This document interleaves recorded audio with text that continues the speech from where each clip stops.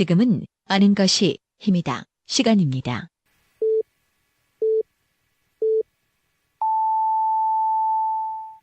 Welcome to the best podcast. Knowledge is power. 하루 7분만 투자하세요. 여러분들도 대전, 충청 지역의 전문가가 될 수 있습니다. 정 PD의 키워드로 풀어보는 뉴스. 아임 정 PD가 매일 하루에 2개씩 우리 지역의 주요 뉴스를 엄선해서 날카로운 시선으로 분석해드립니다. 지금 카카오톡에서 아는 것이 힘이다를 친구 추가하시거나 팟빵이나 유튜브, 페이스북에서 아는 것이 힘이다를 검색해주세요.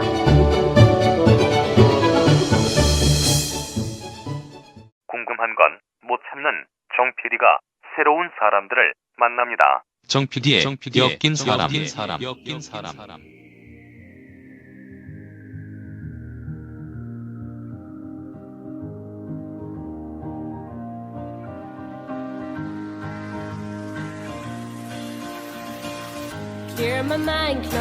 정 PD가 자신이 궁금해하는 우리 주위의 화제 인물들을 직접 엮어서 그들과 함께 유쾌한 대화를 나눠봅니다.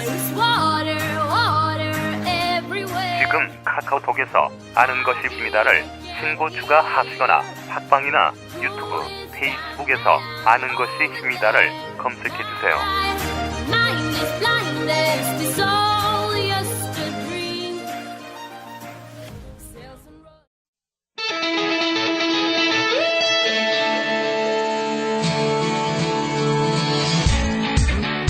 다섯 시엔 대세남은 여러분의 참여와 제보를 기다립니다.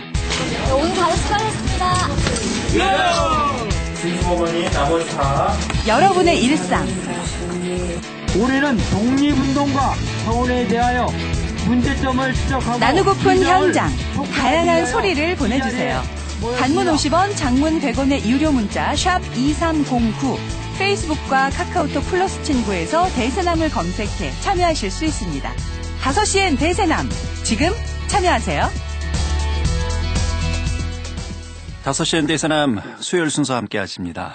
키워드를 보는 뉴스 브리핑, 팟캐스트 하는 것이입니다. 정진호 PD와 함께 하겠습니다. 정 PD 어서 오세요. 네, 안녕하십니까. 정진호입니다. 예. 오늘 첫 번째 키워드는요? 네, 첫 번째 키워드는 지역 정치 유감으로 정해봤습니다. 예. 대충 어떤 내용일지는 짐작이 됩니다. 네, 어제 키워드 뉴스 브리핑 시간에서도 전해드린 바가 있었는데요. 김소연 대전광역시의 의원이 이제 각종 폭로 사건으로 인해서 소속 정당인 더불어민주당으로부터 제명 조치를 당했었죠. 예.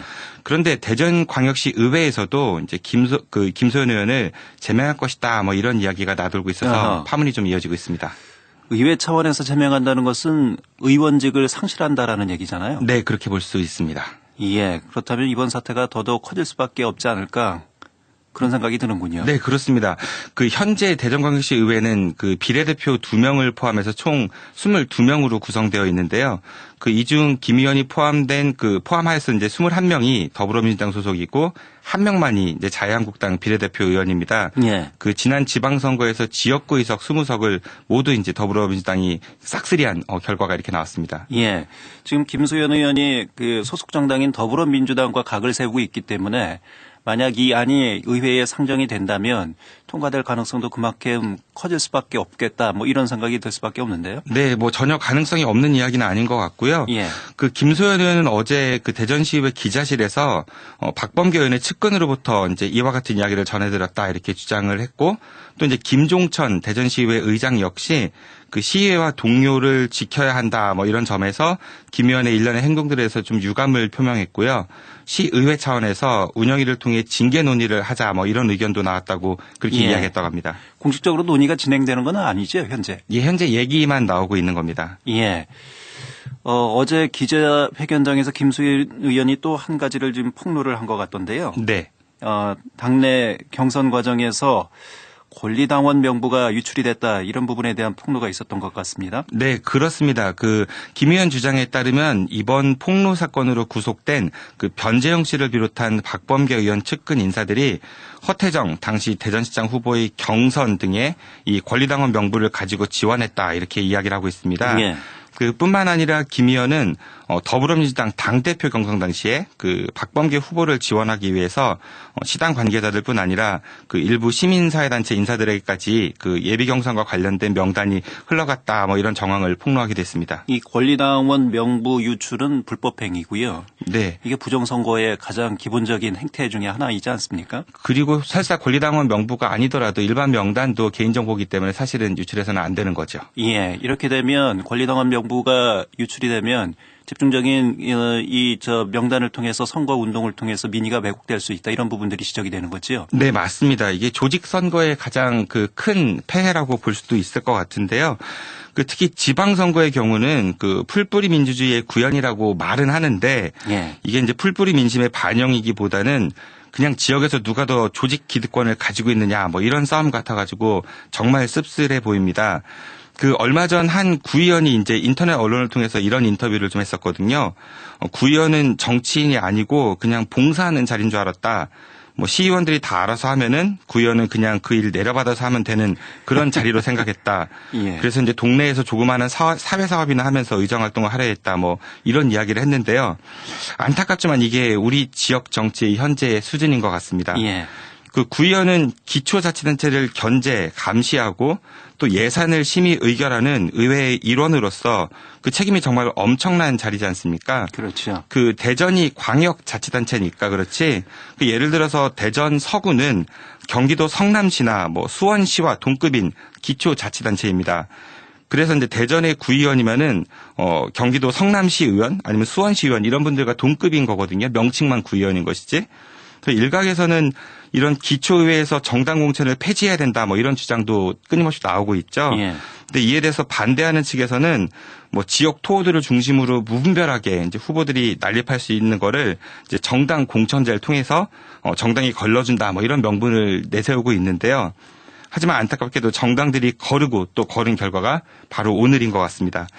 이번 김소연 의원 사건을 통해서 사회적으로 지역 정치에 대한 전반적인 그런 재점검이 필요할 때라고 생각합니다. 예.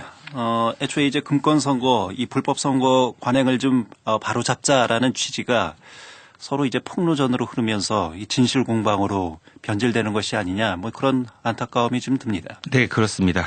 예. 두 번째 키워드는요? 네, 두 번째 키워드는 갑 스승의 은혜로 정해봤습니다.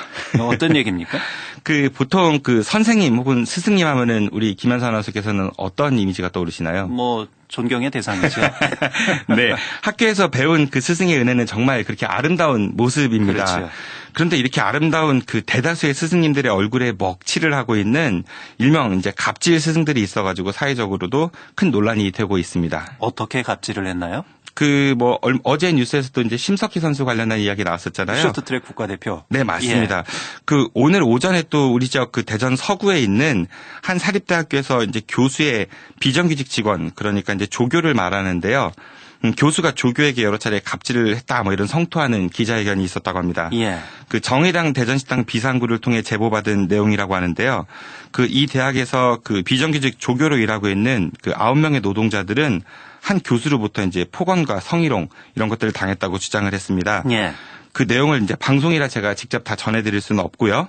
뭐 XX 나는 내 딸도 죽여서 패. 뭐 너 아주 예뻐해 줄게. 얼굴만 예쁘면 뭐해 일을 잘해야지. 뭐 옷이 그게 뭐야 저녁에 약속 있니? 뭐 너 정신병 있는 거 아니야? 뭐 이런 발언들을 했다고 합니다. 교수라면 우리 사회의 최고 지성 중에 그 그룹에 속하는 사람들이잖아요. 네, 그렇죠. 네. 예.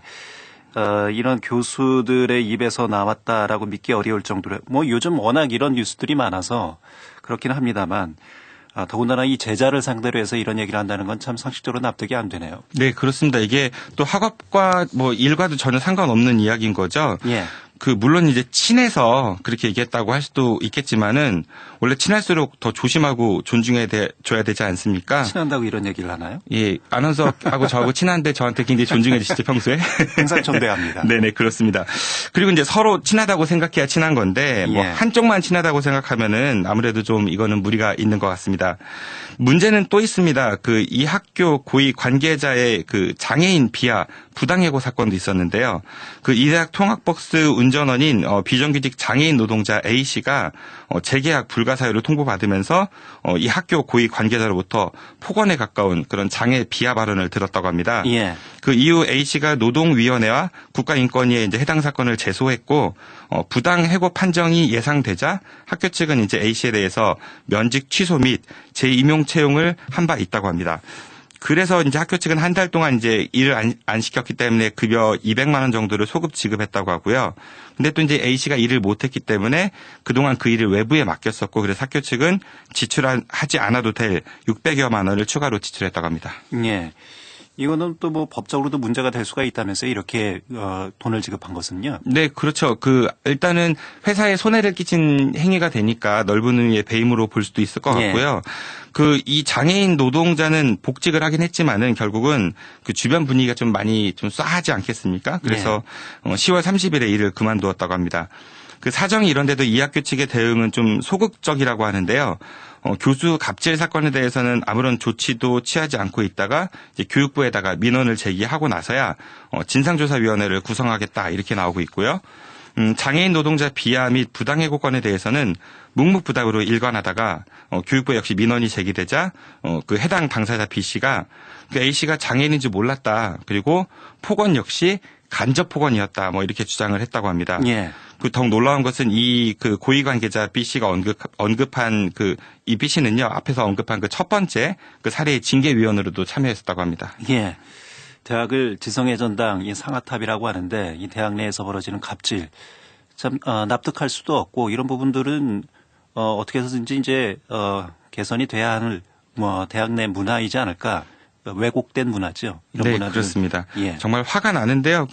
모든 학교가 마찬가지겠지만은 특히 대학의 경우는 조교로 일하고 있는 비정규직 노동자들 중 상당수가 결국은 자식과도 같은 제자들 아니겠습니까? 예. 제자를 사랑하는 스승의 마음이 무엇인지 대학 교수들 스스로 좀 깊이 생각해 봐야 될 것 같습니다. 예. 자, 키워드로 보는 뉴스 브리핑 팟캐스트 아는 것이 힘이다. 정진호 PD였습니다. 정 PD 수고했습니다. 고맙습니다.